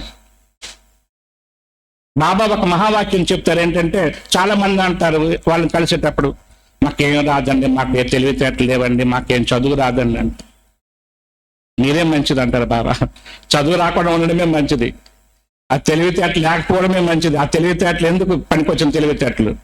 ప్రపంచం చాలా తెలివితేటలు, అది తెలివితేటలు, చావు తెలివితేటలు అంటారు. ఆ తెలివితేటలు మనకేమి అవసరం లేదు, ఆ గడుస్థలం అంతకంటే అవసరం లేదు. చదువు రాదంటే చదువు రాకుండా ఉండడమే మంచిది. బాబా చెప్తున్నది ఇంతవరకు ఏదైతే చదువు కూడా అంతా మర్చిపోయింది, ఇప్పుడు నేను చెప్పింది చదువుకుంటున్న బాబా చెప్తున్నాను. కాబట్టి అది చదివివలసిన అవసరం ఏమి లేదు. ఇంకా మీరు గమనించినట్లయితే పట్టణాల కంటే తెలివైనటువంటి వాళ్ళకంటే గ్రామాల్లో పల్లెటూరులో గీతా పాఠశాలలో ఉండేటటువంటి మాతలు, పట్టణాలకు ఇక్కడ కూడా చాలా మంది వచ్చినటువంటి మాతలు చాలా వరకు చదువు కొంతమంది ఉండొచ్చు, కొంతమంది చదువు రాకపోవచ్చు. అటువంటి వాళ్ళే బాబాని గట్టిగా పట్టుకుంటారు. ఎందుకంటే బాబా మీద భావన ఎక్కువగా ఉంటుంది. భగవంతునికి కావాల్సింది భావన, అంతేగాని మామూలు విషయము కాదు. కాబట్టి మామూలు తెలివితేటల కంటే బాబా చెప్తారు ఏంటంటే, मेरे को दिल वाला बच्चे चाहिए, दिमाग वाले बच्चे नहीं. अगर सच्ची दिल है तो दिमाग ऑटोमेटिक मिल जाएगा అంటారు బాబా. అర్థమైందా విషయం? నాకు సత్యమైన మనసుండే పిల్లలు కావాలి కానీ తెలివితేటలు ఉండే పిల్లలు వద్దు. ఒకవేళ సత్యమైన మనసు మీకు ఉంటే తెలివితేటలు ఆటోమేటిక్గా మీకు వచ్చేస్తాయి. దానికి నేనే ఒక ఉదాహరణ. ఏమీ రాదు, కీబోర్డ్ మౌస్ కూడా ఏమి నాకు రాదు కదా, ఇదంతా ఎవరు నేర్పించారు? వినేవాళ్ళు చూసేవాళ్ళు ఆశ్చర్యపోతూ ఉంటారు. ఏ డిప్లొమా చేశారు, ఇంజనీరింగ్ చేశారు, అవుట్ ఈజ్ పాసిబుల్, ఇది ఎలా సాధ్యం అంటారు. ఇప్పుడు నేనే కాదు, చాలా మంది సెంటర్లో ఉండేవాళ్ళు అక్కయ్యలు కానివ్వండి, ఎవరైతే మన ముందు విశేషంగా ఈరోజు అక్కయ్యలు కనిపిస్తున్నారు, అన్నయ్యలు కనిపిస్తున్నారు, సేవలో చాలా ముందుగా ఈరోజు వెళ్ళారు, వాళ్ళ పాత చరిత్ర చూసుకున్నట్లయితే వాళ్ళ ముందు మన కళ్ళారే మనం చూసాం ఎంత దీనిగా ఉండేవారు. అదేవిధంగా మా చెల్లెల విషయంలో చూసుకున్నట్లయితే ఎవరైతే మా సొంత చెల్లెలు ఉన్నారో, తను 7వ తరగతి చదువుతుంది, నేను బాబా ఇంటికి తీసుకొచ్చాను మా అమ్మ ప్రేరణతో. 7వ తరగతి చదువుతుంది, నేను మా అమ్మగారు ముందు బాబా ఇంటికి వచ్చాము. అప్పుడు చెల్లెలు 7వ తరగతి చదువుతుంది, ఇంటి దగ్గరే ఉన్నారు. ఉన్నట్లయితే మా అమ్మ బాబానికంటే మా చెల్లెల్ని ఎక్కువగా జ్ఞాపకం చేసుకుంటూ ఉండేది సెంటర్లో ఉండేటప్పుడు. తను కూడా మన దగ్గర తీసుకొచ్చి తీసుకుంటే బాగుంటుంది, పెద్ద అయితే నరకంలో వేసేస్తారు, ఏ బురదలో వేసేస్తారు, తను కూడా తీసుకొచ్చి మన దగ్గర ఉంచుకుంటే బాగుంటుందని. ఏ విధంగా తల్లికి పిల్లల మీద, ఆడపిల్లల మీద మోహం ఎక్కువ ఉంటుంది కదా, ఆ విధంగా బాబా స్మృతి కంటే మా చెల్లెల స్మృతి ఎక్కువగా ఉండేది. ఆ బాధపడలేక నేను వెళ్ళి 7వ తరగతి చదువుతుంది, నేను తీసుకొచ్చి ఊరి నుండి బాబా ఇంట్లో తీసుకొచ్చి బాబాకి అప్పగించేసాను. వచ్చేటప్పుడు ఎంత బోల అంటే అంత బోల, అసలు ఏమీ తెలియదు, జీరో అన్నమాట. ఎందుకు పనికి వస్తుంది అన్నట్టు అనిపించదు. కానీ బోలా నదికి ఎవరు ఇష్టం? బోలా పిల్లలు. ఈరోజు నా సిస్టర్ రమణి అని చెప్పేసి స్టీల్ ప్లాంట్ సెంటర్లో ఉంటారు, 30 సంవత్సరాల నుండి సేవలో ఉంటున్నారు. శశికళ అక్కయ్య గారికి రైట్ హ్యాండ్గా ఇప్పుడు ఉండి ఎంతో విశేషంగా సేవ చేస్తూ మొన్ననే రీసెంట్గా సిల్వర్ జూబ్లీ ప్రోగ్రామ్ చేసి మౌంట్ ఆబులో రాజుబాయిని తీసుకొచ్చి పెద్ద గ్రాండ్గా ప్రోగ్రాము చేయించాడు. నేను ఆశ్చర్యపోయాను. సొంత ఇల్లుకి కూడా అక్కడ లేదు, పెద్ద ఇది లేదు, అయినప్పటికీ కూడా అంత గ్రాండ్గా ఎలా ప్రోగ్రామ్ చేయించారంటే హ్యాట్సప్ చెప్పాలి, అంత బాగా. అయితే దానికి కూడా ఒక కారణం ఉంది. నేను ఎప్పుడు కూడా మా చెల్లెల గురించి నేను ఏ రోజైతే తీసుకొచ్చి బాబా చేతిలో పెట్టానో ఆ రోజు నుండి మా చెల్లెల గురించి ఇసుమంతా కూడా నేను ఆలోచించలేదు. మా చెల్లెలు నా అనే ఒక భావన ఎప్పుడు నేను తీసుకురాలేదు. ఏ ప్రోగ్రాంలో కలిసినా సరే రమణ సూనారాయణ అనే వాళ్ళ అన్నగారని ఎవరికి కూడా తెలియదు. తను అత్యధికంగా ఉండేది, నేను అత్యధికంగా ఉంటాను, పెద్దగా మాట్లాడుకుంటుంది. వాళ్ళు తను అక్కడితో అలా కలిసి సేవ చేసేది, నేను అలాగే ఉండేవాడు. అంత దీనిగా ఒకవేళ జ్ఞాపకం చేసి నాకు అనిపించేది, ఒకవేళ తన గురించి ఎక్కువగా నేను జ్ఞాపకం చేసుకున్నట్లయితే బాబా అనుకుంటారు కదా, ఏమి నా మీద నమ్మకం లేదా, నువ్వు ఎక్కువ ఆలోచిస్తున్నావు అనుకుంటారా లేదా? కాబట్టి ఒక్కసారి బాబా మీద నమ్మకం మీద బాబా చేతులు పెట్టేసా ఇంకా వస్తుంది కాదు. బాబా ఏం చేసుకుంటుంది చేసుకున్నా అంటే ఈరోజు చెప్పాలంటే నేను గర్వంగా చెప్పగలను, నాకంటే మంచిగా తయారైపోయింది తను. ఎంత బాగా విఐపీ సర్వీసెస్ అంత కూడా చేసి అంత బాగా తయారు చేసింది. కాబట్టి ఇదంతా ఎవరు తలెక్కమండి, ఇది మా ఒక్క చెల్లెలనే కాదు, చాలా మంది సెంటర్లో ఉండేటువంటి అక్కయ్యలు మనం చూసినట్లయితే సెంటర్కి వచ్చేటప్పుడు పెద్దగా చదువు లేదు, ఏమీ లేదు, కానీ ఈరోజు సెంటర్లో ఎన్నో సేవా బాధ్యతలు నిర్వర్తిస్తూ అందరి ఆశీర్వాదాలు పొందుతూ ఎంతో ఉన్నతంగా వాళ్ళు తయారైపోయారు. అంతేకాకుండా ఈరోజు మన దాజీలను చూసుకున్నట్లయితే దాజీలకు ఏ తెలివితేటలు ఉన్నాయి, ఏ వయసులో వచ్చారు బాబా దగ్గరికి? 9 సంవత్సరాలు, 11 సంవత్సరాలు, 14 సంవత్సరాలు, ఆ సంవత్సరంలోనే వాళ్ళు వచ్చారు దాదీలు. ఏ ఒక్క దాదీకి కూడా ఇంగ్లీష్ రానే రాదు. చాలా మంది అనుకుంటారు బాగా చదువుకుంటే, ఇంగ్లీష్ చదువుకుంటే, బాగా చదువుకుంటే సర్వీస్ బాగా చేయగలుగుతామని చెప్పేసి అనుకుంటారు. కానీ నిజంగా చెప్పాలంటే చదువు అనేది ఉండాలి, పూర్తిగా రాకపోయినా కాదు. ఎంతవరకు చదువు ఉండాలంటే కనీసం బాబా జ్ఞానం, బాబా మురళి అర్థం చేసుకున్నంత వరకు, బాబా జ్ఞానం కొంచెం చదవడానికి వీలుగా ఉన్నంత చదువు, ఆ తెలివితేటలు ఉంటే చాలు. అంతే ఇంకెక్కువ తెలివితేటలు అవసరం ఉంది. మిగతా తెలివితేటలన్నీ బాబా నేర్పించేస్తారు. బాబా జ్ఞానంలోనే అన్ని డిగ్రీలు, అన్ని అవార్డులు, రివార్డులు, డిప్లొమాలు అన్ని బాబా చదువు జ్ఞానంలోనే ఉన్నాయి. బాబా దగ్గరికి వచ్చినట్లయితే ఇంక స్పెషల్గా మీకేమి డిగ్రీలు ఏమి పొందవలసిన అవసరం లేదు. అన్ని డిగ్రీలు, అన్ని డిప్లొమాలు, అవార్డులు, రివార్డులు అన్ని బాబా నేర్పించేస్తారు. ఏ టు జెడ్ బాబా నేర్పించేస్తారు. కాబట్టి ఈరోజు కూడా దాదీ ఆ విధంగా వెళ్ళి జానకి దాదీ గారికి 1972లో బాబా పంపించారు, లండన్ పంపించారు విదేశీ సేవ కోసం. అంతవరకు విదేశాల్లో ఒక్క సేవా కేంద్రం కూడా లేదు. మొట్టమొదటిసారిగా జానకి దాదీ గారికి బాబా పిలిచి, మీరు లండన్ వెళ్ళాలి, సేవ చేయాలంటే, బాబా నాకు ఇంగ్లీష్ రాదు, ఏమీ రాదు, నేను ఎలా సేవ చేయగలను, ఏం చేయగలనంటే, ఇంగ్లీష్ ఏమీ రానవసరం లేదు, అక్కడికి వెళ్ళి నువ్వు మధువనం తనకు మోడల్ తయారు చేయని చెప్పి బాబా పంపించారు. మధువన్ కా మోడల్ బనానా వా అంటే. ఆ మాటను స్వీకరించి హాజీ పాత్ర పోషించి జానకి దాదీ గారు వెళ్ళి లండన్ వెళ్ళిన తర్వాతను 4 సంవత్సరాలు బాబ్దాదా మిల్లను మిస్ చేసుకొని, 4 సంవత్సరాల వరకు బాబ్దాదాని కలియడానికి కూడా రాలేదు. బాబ్దాదా మిల్లను కూడా మిస్ చేసుకొని త్యాగం చేసి తన యొక్క ప్రేమతో, తన యొక్క స్నేహంతో వివిధ సాంప్రదాయాలు, కట్టుబాట్లు ఉన్నటువంటి ఆ విదేశీయుల్ని, వాళ్ళ కల్చర్ వేరు, వాళ్ళ సాంప్రదాయాలు వేరు, చాలా డిఫరెంట్. అలాంటి వాళ్ళని మార్చడం అంటే మన తరం కాదు.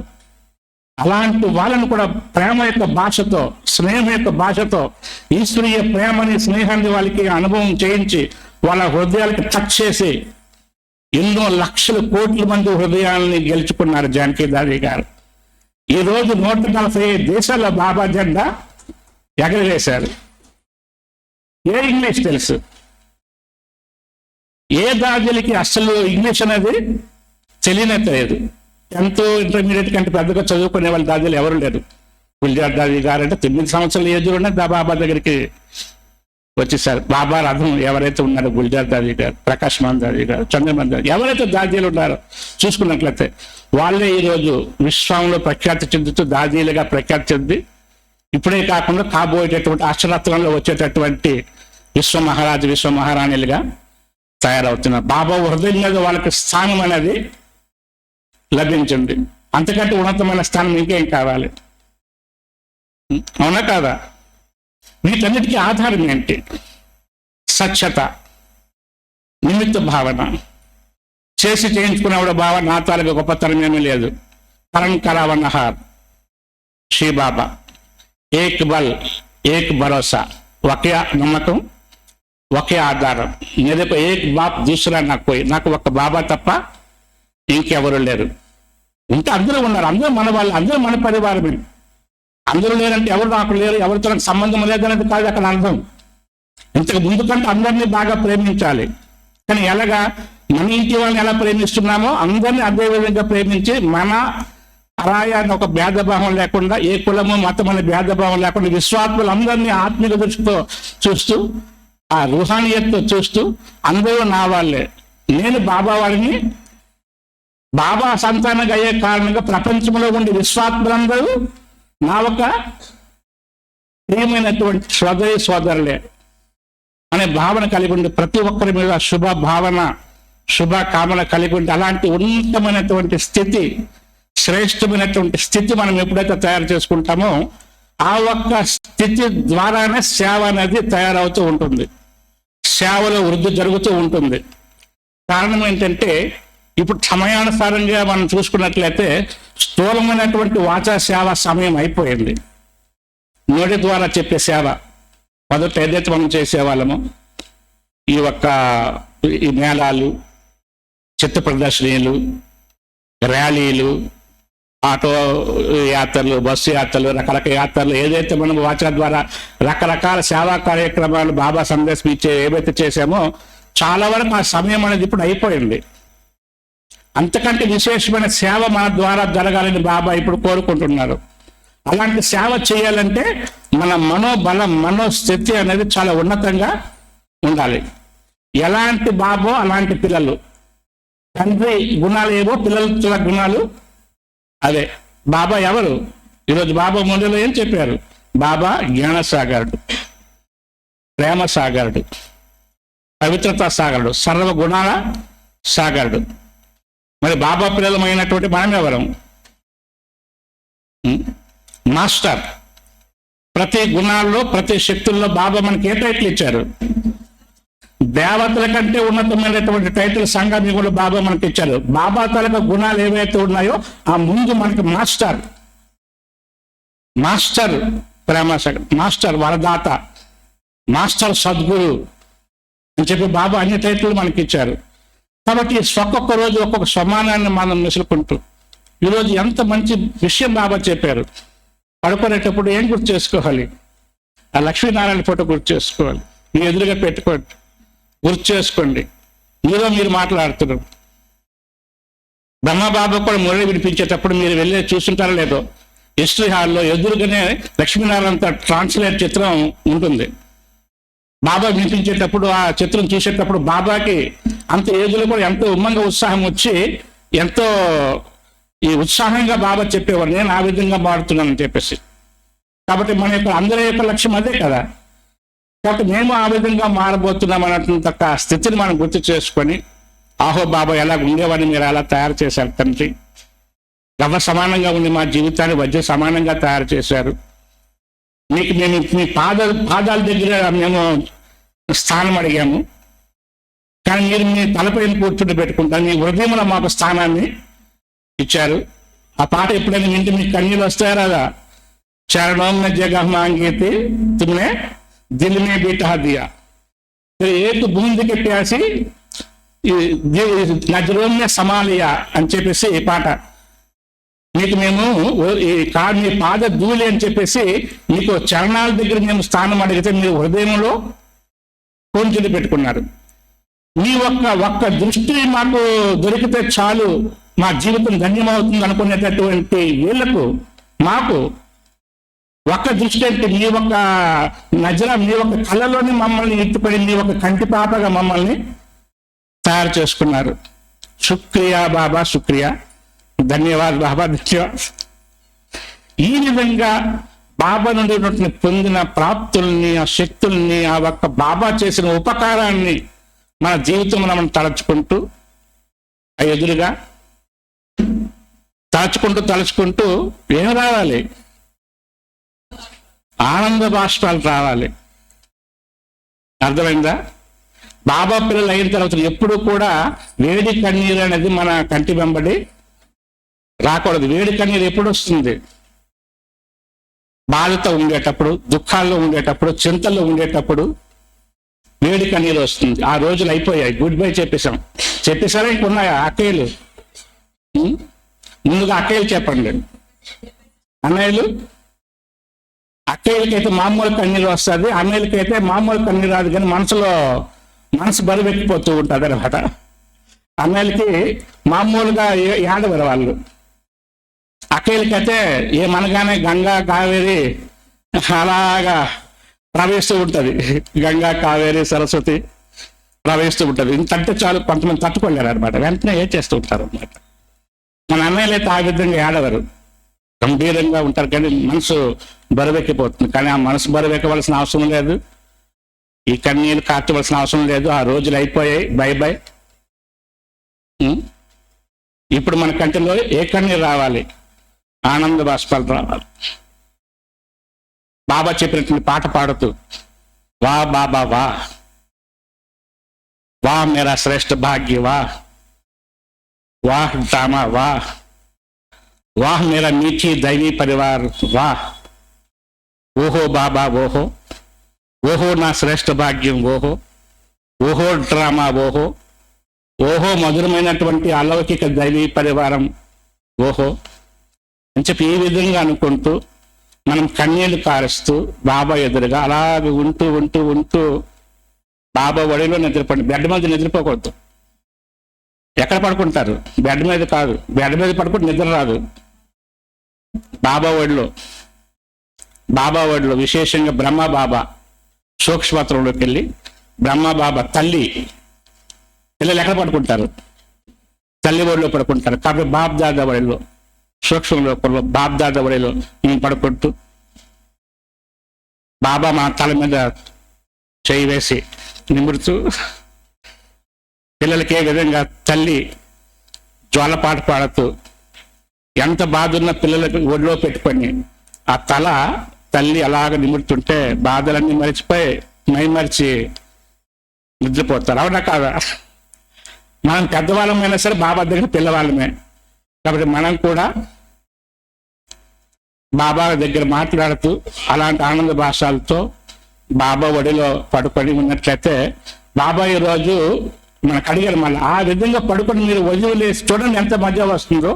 వదిలి లేచిన తర్వాత మీ అనుభవాన్ని మళ్ళీ నాకు వినిపించదని చెప్పి బాబా చెప్పారు. ఆ విధంగా పడుకుంటున్నారా లేదా? లేకపోతే ఎవరైనా నిద్ర పట్టకుండా ట్యాబ్లెట్లు ఏం చేసుకుంటున్నారా? నిద్ర మాత్రం వేసుకుంటారు కదా, నిద్ర పట్టడం లేదని చెప్పేసి. ఆ ఖర్చులన్నీ, మందులకు అయ్యే ఖర్చులు, అన్ని ఖర్చులు అయిపోయాయి. ఆ ఖర్చులు ఏమో ఇప్పుడు బాబా దగ్గర పెట్టుకుంటున్నాం. అవునా లేదా? ఎందుకంటే ఎవరైతే ఖుషిగా ఉంటారో వాళ్ళకి హార్ట్ అటాక్ రాదు, వాళ్ళకి బీపీలు రావు, షుగర్లు రావు. ఎందుకంటే ఈ ఖుషి చేసి కురాకనయ్యంట. ఆనందానికి మించిన ఔషధం లేదు. ఎవరైతే సదా ఆనందంగా ఉంటారో, నష్టాలో ఉంటారో వాళ్ళకు ఉన్న బీపీలు, గుండెపోట్లు కూడా దూరం అయిపోతాయి. ఎప్పుడు హెల్దీగా ఉంటారు. జానకి దాదిని చూసారా? జానకి దాది 104 సంవత్సరాల వయసులో కూడా బాబా పిల్లలను చూస్తే చాలు, మామూలుగా ఉంటే చాలు, ఏదైనా పాట వేసిన తర్వాత ఇలాగ డ్యాన్స్ చేస్తూ అయ్యో ఇంత ఏజ్లో ఉన్నాను, నేను పడిపోతానేమో, ఏమవుతానేమో అని కూడా చూడకుండా శరీరం సహకరించకపోయినా సరే మనసు అలాగ డ్యాన్స్ చేస్తూ దాదీలు ఆ తన్మయత్తులో మునిగిపోతూ ఉంటారు. కాబట్టి వాళ్ళందరినీ మనం కళ్ళారా చూసాము, వింటున్నాము, కంటున్నాము. అదే స్థితిని మనం తయారు చేసుకోవాలంటే ఇప్పుడు కేవలం జ్ఞానం వినమే కాదు, బాబా చెప్పినటువంటి ప్రతి ఒక్క మహావాక్యాన్ని మనం మనస్ఫూర్తిగా అర్థం చేసుకొని, అనుభవం చేసుకొని, మన జీవితంలో ధారణ చేసుకొని, భగవంతుడు ఎలా ఉంటాడో ఈ కళ్ళ ద్వారా ఎవరు చూడలేరు. కానీ భగవంతుని చూడాలంటే మన కళ్ళల్లో వాళ్ళు చూడగలగాలి. ఈ కళ్ళలో భగవంతుడు ఎలాగుంటాడు ఈ కళ్ళ ద్వారా ఎవరు చూడలేరు. చూడగలరా? కానీ భగవంతుడు ఎలా ఉంటాడో మన కళ్ళలో చూడగలగాలి. దానికే బాబా ఒక మంచి హిందీ వర్డ్ చెప్తారు. ఏంటంటే नजर से निहाल करने की सेवा करनी है तो अपने नजरों में बाबा को समा लो. నజర్ से निहाल करने की సేవ అంటే ఈ దృష్టి ద్వారానే పరివర్తన చేసే సేవ. లాస్ట్ లో మనం చేయవలసిన సేవ అదే కదా. ఈ విధంగా జ్ఞానం వినిపించడానికి, ఇవి అన్నిటికీ కోర్సులు ఇవ్వడానికి టైం ఉండదు. బాబా చెప్తారు లాస్ట్ లో ఈ విరాస సమయంలో ఎంత డిమాండ్ మనకు పెరుగుతుందంటే, ఇప్పుడు హాస్పిటల్లో ఎంత పెద్ద క్యూ కడుతున్నారో అలాంటి క్యూ రోజు రోజుకి మామూలు రోగాల కంటే మానసిక రోగాలు పెరిగిపోతూ ఉంటాయి. మానసిక చింతలు, టెన్షన్, డిప్రెషన్, వీటన్నిటిలోకి వెళ్ళిపోయి చింతలు పెరిగి లాస్ట్కి బాబా కూడా వాళ్ళకి సాక్షాత్కారం చేయిస్తారు. మీకు సుఖము శాంతి కావాలంటే, ప్రశాంత జీవితం కావాలంటే పలానా దగ్గర వెళ్ళారు, బ్రహ్మకుమారి దగ్గరికి వెళ్ళండి, శ్వేతవస్తు దగ్గరికి. వాళ్ళకి బాబా ఆదిలో ఎలాగ సాక్షాత్కారం చేయించారో అంచుములకు అదే విధంగా సాక్షాత్కారం చేయిస్తారు. అప్పుడు హాస్పిటల్ కాకుండా ఈ రుహానీ హాస్పిటల్ దగ్గర బాబా ఈరోజు చెప్పారు కదా, ఇది హెల్త్ యూనివర్సిటీ అయింది, ఇది హాస్పిటల్ కూడా అయింది. మీ ఇంటి ముందు బోర్డు పెట్టండి అన్నారు బాబా ఈరోజు కూడా మురళీలో. హెల్త్ వెల్త్, హాస్పిటల్ ద్వారా హెల్త్, యూనివర్సిటీ ద్వారా వెల్త్. హెల్త్ వెల్త్ ఉండేటప్పుడు హ్యాపీనెస్, హెల్త్ వెల్త్ ఈ happiness for 21 births, your godly birth right. 21 జన్మల కోసము సంపూర్ణ ఆరోగ్యము, ఐశ్వర్యము, ఆనందం పొందాలంటే ఇది మీ ఈశ్వరీయ జన్మసిద్ధ అధికారం. రండి తెలుసుకోండి, ఆ తండ్రి దగ్గర ప్రాప్తి పొందండి అని చెప్పి ప్రతి మీ ఆఫీసుల్లోనూ, మీ దుకాణాల దగ్గర, మీ ఇంటి ముందు ఈ బోర్డు పెట్టండి అని బాబా ఈరోజు విశేషంగా మురళిలో చెప్పారు. కాబట్టి ఆ ఒక్క ప్రాప్తులను మనం పొందుతూ ఎవరైతే లాస్ట్లో వస్తారు పెద్ద క్యూ కడతారో అప్పుడు నోటి ద్వారా మనం మాట్లాడడానికి కూడా అవకాశం ఉండదు, ఆ సేవ కూడా ఉండదు. పెద్ద క్యూ కడుతూ ఉంటారు. అలాగే వచ్చినటువంటి వాళ్ళకి మన దృష్టినిస్తూ మన దృష్టి ద్వారానే వాళ్ళని పరివర్తన చేసేటటువంటి సేవ చేయాలి. ఈ దృష్టి సామాన్యమైనటువంటి దృష్టి ఏం కాదు. ఇది ఈ దృష్టిలో చాలా జాదు ఉంది. దృష్టి ద్వారానే సృష్టి పరివర్తన అవుతుంది. మధువనం కూడా బాబా వచ్చేటప్పుడు మురళి వినిపించే ముందు ఒక పావు గంట అలా పూర్తిగా దృష్టి ఇస్తుంది. చూసారా? మన బ్రాహ్మణ సాంప్రదాయంలో కూడా ఒక ఆచారం ఉంది. ఎక్కడికైనా వెళ్ళేటప్పుడు పెద్ద దాద్య వాళ్ళ దృష్టి తీసుకోవడం, ఎక్కడ నేను ఎవరి నుండి వీలుకొని తీసుకునేటప్పుడు వాళ్ళ నుండి మన దృష్టి తీసుకోవడం, యోగం చేసేటప్పుడు కూడా దృష్టి తీసుకోవడం, ఈ దృష్టి ఇచ్చిపుచ్చుకునేటువంటి ఆచారం బాబా మనకి ప్రాక్టీస్ అనేది చేయించారు. అంటే ఏ దృష్టి? ఇది దేహభ్రాంతితో కూడిన దృష్టి కాదు, అలౌకిక దృష్టి. మనలో ఒక రుహానియత్, ఒక దివ్యత ఏదైతే ఉందో ఆ ఒక ఆత్మిక దృష్టితో మనం ఎవరికైతే చూస్తామో ఆటోమేటిక్గా ఆ ఒక అనుభూతి అవతల వారికి అవుతుంది. ఈ రోజు కూడా మీరు చూడండి, దేవాలయాలకు వెళ్ళేటప్పుడు ఆ దేవీల దగ్గరికి వెళ్ళి మనం దండం పెట్టి ప్రార్థన చేస్తాం.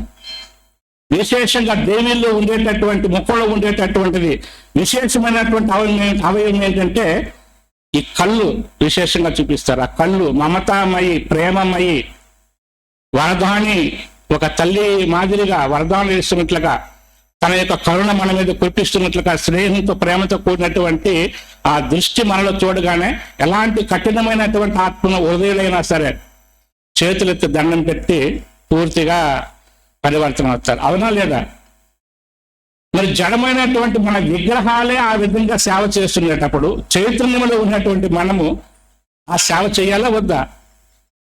ఒకప్పుడు చేశాము కాబట్టే మన జ్ఞాపకార్థంగా దేవాలయాలు నిర్మించి దేవతల విగ్రహాలు పెట్టి పూజ చేస్తున్నారు. తెలియక వాళ్ళు అక్కడున్నారని చెప్పేసి ఆ దేవాలయాల దగ్గరికి వెళ్ళి దేవతా మూర్తుల దగ్గర వాళ్ళు వేడుకుంటున్నారు. కానీ చైతన్యంగా మనం ఎక్కడ కూర్చున్నాం? జడమైన దేవతలు అక్కడ కూర్చున్నారు, చైతన్యమైన దేవతలు ఇక్కడ కూర్చున్నాం. కాబట్టి మన స్వరూపం కూడా ఎలాగ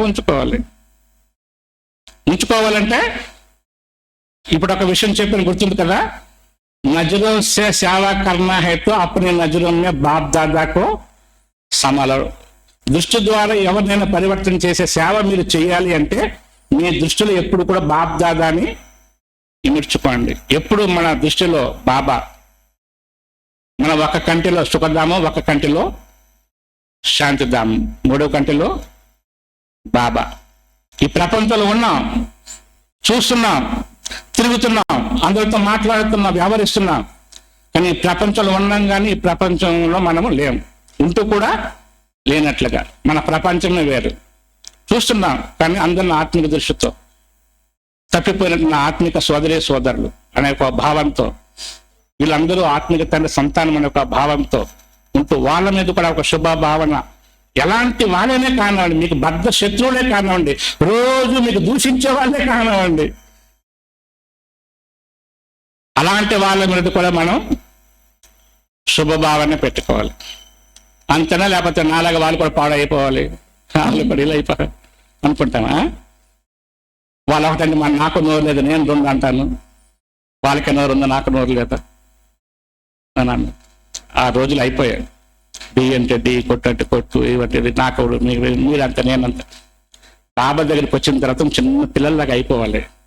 మన స్వభావ సంస్కారాలు చిన్న పిల్లల్లాగా అయిపోయి ఎలాంటి తండ్రి అలాంటి పిల్లలు. కాబట్టి ఏంటంటే ఈ స్థితి ఎంతెంతగా మనలో పక్కా అవుతుంటుందో, తయారవుతుంటుందో, లాస్ట్లో చూసేటటువంటి వాళ్ళకి ఏమవుతుందో తెలుసా? భగవంతుడు తెలియదు కానీ ఎవరిని చూసినా ప్రతి ఒక్కరిలో భగవంతుడి రూపమే కనిపిస్తుంది. ఈ ఒక్క మెమరీ వాళ్ళు ఫిట్ అయిపోతుంది. దీన్నే వాళ్ళు ద్వాపర యుగం తర్వాత శాస్త్రాల్లో రాసుకొని ఏమనుకున్నారంటే భగవంతుడు అంతటా ఉన్నాడు అని, సర్వవ్యాపి భగవంతుడు అంతటా ఉన్నాడు అనుకున్నారు. అయితే బాబా ఒక అవ్యక్త మురళిలో దానికి ఒక వివరణ చాలా స్పష్టంగా ఇచ్చారు. నాకు చాలా నచ్చింది ఆ పాయింట్.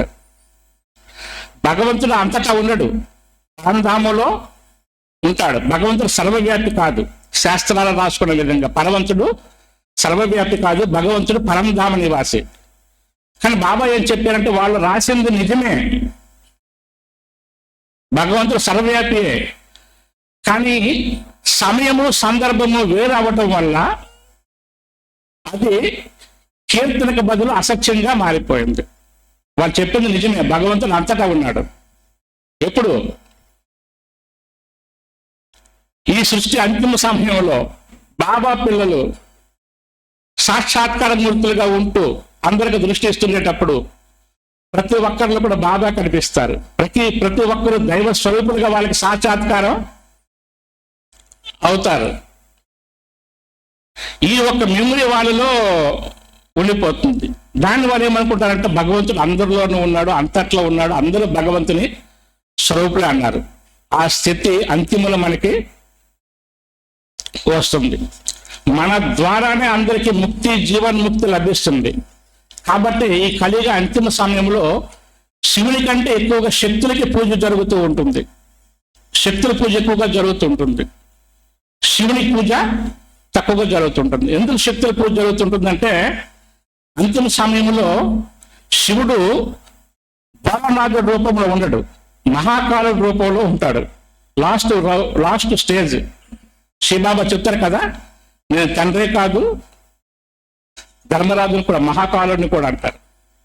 అంతిమ సమయంలో భగవంతుని రూపం ఎలాగుంటుందంటే మొత్తం ఆట పూర్తి అయిపోయిన తర్వాత ఇంటికి వెళ్ళిపోయే టైంలో భగవంతుడు ధర్మరాజు రూపంలో ఉంటారు, మహాకాలుడి రూపంలో ఉంటారు. ఆ రూపాన్ని మనం చూడలేం. ఇప్పుడైతే మీకే బాబా, నా బాబా, ప్యారే బాబా అంటున్నాం, నా తండ్రి అంటున్నాం. చూసే విధంగా ఉంటుంది ఆ రూపం, చాలా ప్రియంగా. కానీ బాబా తాలూకు అంతిమ స్వరూపం చూసినట్లయితే అది చూసే విధంగా ఉండదు. శివుడు భోళానాథులే కాదు, మహాకాలుడు కూడా అంత భయంకరంగా ఉంటుంది. నటరాజు రూపంలో ఉంటారు, భయంకర రూపం. అప్పుడు వచ్చినటువంటి ఆత్మలకి ఏమవుతుందంటే తండ్రి అంటే భయపడతారు. అన్నదమ్ములమైనటువంటి మనం అంటేనే కొంచెం వాళ్ళు ఇష్టపడతారు. ఇప్పుడు దానికి ఒక చిన్న మన ఇంటిలోనే జరిగేటట్టు ఒక ఉదాహరణ మీకు నేను చెప్తాను. ఎవరైనా మన ఇంటి దగ్గర మన అన్నదమ్ములు, చెల్లెళ్ళు ఎవరైనా ఉన్నారనుకోండి, ఉన్నట్లయితే తండ్రి కొట్టడానికి వచ్చేటప్పుడు వాళ్ళ పిల్లలు ఏం చేస్తారు? అన్నదమ్ములు, చెల్లెళ్ళు వాళ్ళు ఏం చేస్తారు? కాదు, పెద్దవాగా మన అన్నదమ్ములుగా ఉండేటప్పుడు తండ్రి కొట్టడానికి వచ్చేటప్పుడు మన వెనక్కి వచ్చేస్తుంటారు.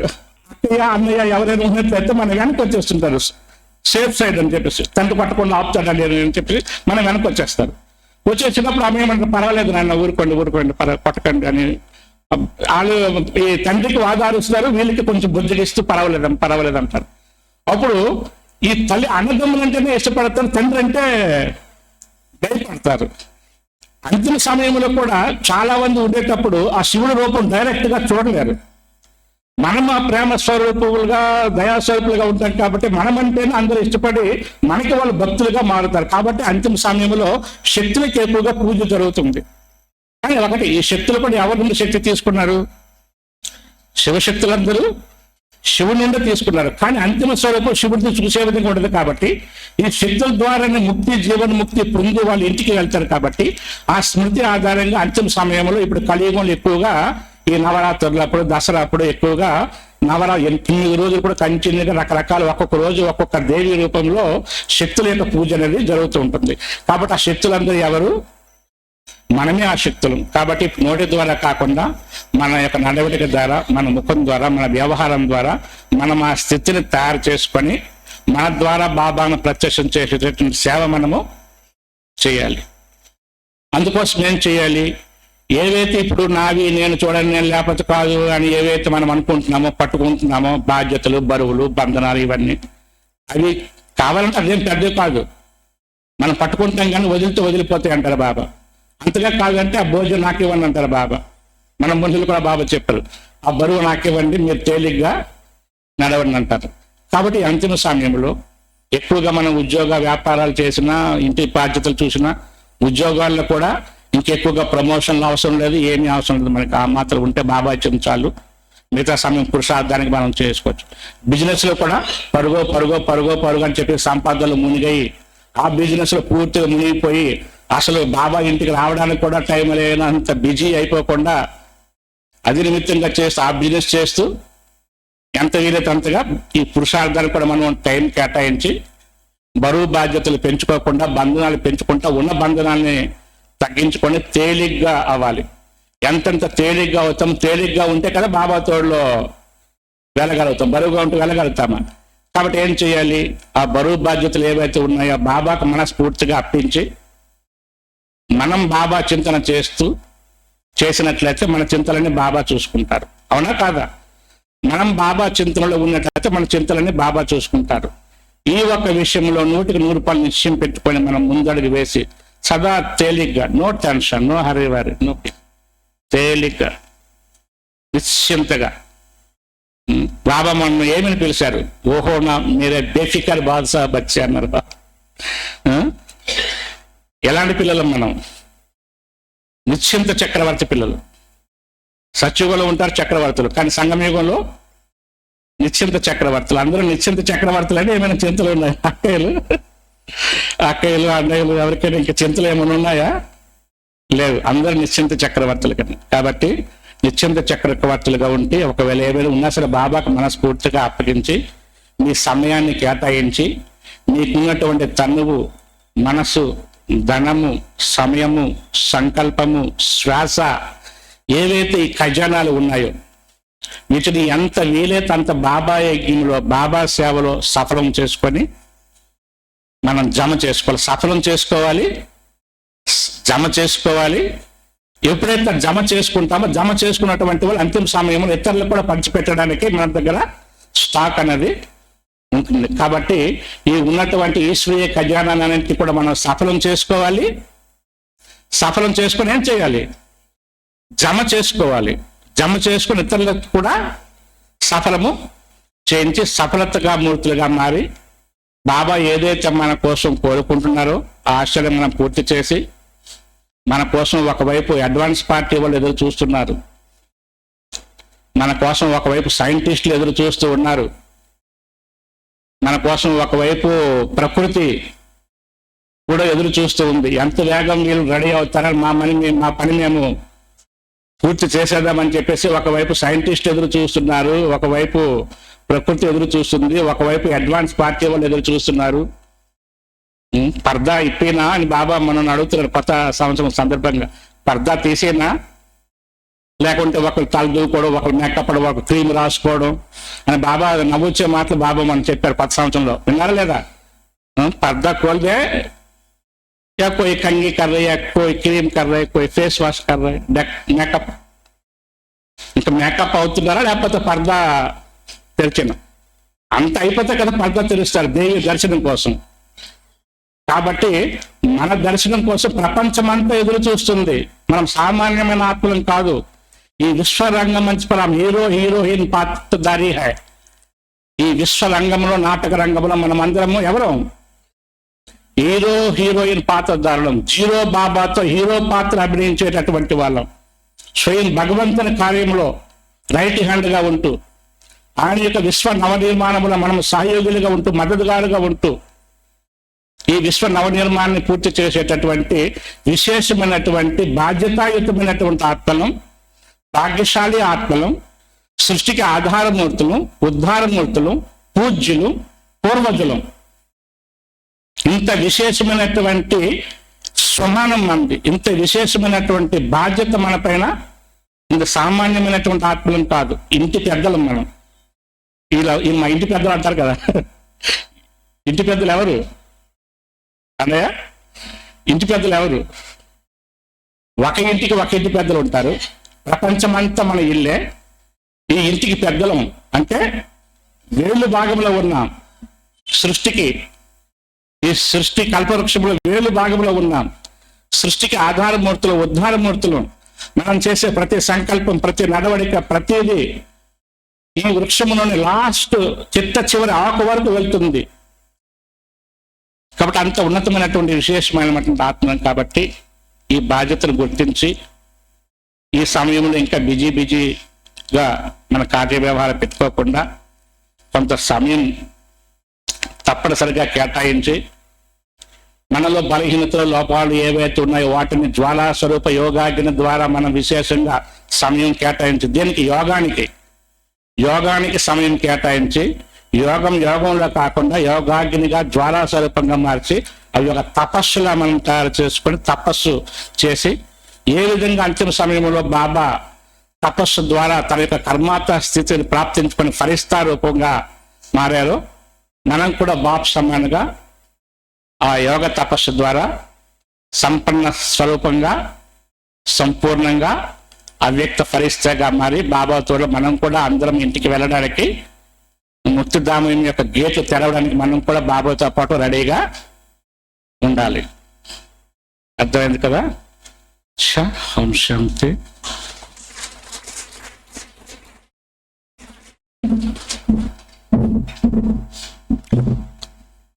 చాలా సంవత్సరాల తర్వాత మళ్ళా ఏలూరు పరివారం అందరితో కూడా కలియటం జరిగింది. నేను ఒక 3-4 సంవత్సరాల క్రితం అనుకుంటాను వచ్చాను. ఇంచుమించు 2017 ఆ విధంగా వచ్చాను. వచ్చేటప్పుడు కిందనే ఉంది మొదటి ఇల్లు. అక్కడే క్లాస్ చేసి నాకు బాగా జ్ఞాపకం ఉంది. ఆ రోజు రాత్రి అనుకుంటాను, ఉదయం అందరిని తీసుకెళ్ళి డాబా పైన అందరికీ యోగం చేయించి, బాబా సొంత భవనం కాబట్టి ఇంకా భవనం మంచిగా తయారయ్యి అందరికీ అవకాశంగా ఉండేటట్లు చేసుకుంటూ బాగుంటుందని అందరి చేత సంకల్పం చేయించి యోగం చేయించడం జరిగింది. యోగం అయితే చేస్తాం, అందరం చేస్తాం, కానీ దాన్ని ప్రాక్టికల్గా పెట్టే వాళ్ళు కూడా ఉండాలి. కాబట్టి అక్కయ్య కూడా పట్టు వదలకుండా దృఢ సంకల్పంతో బాబా మీద భారం పెట్టి, బాబా సహయోగము, మీ అందరి సహయోగంతో బాబా యొక్క ఇల్లు ఇంత సుందరంగా, ఇంత మంచిగా తయారు చేయించారు.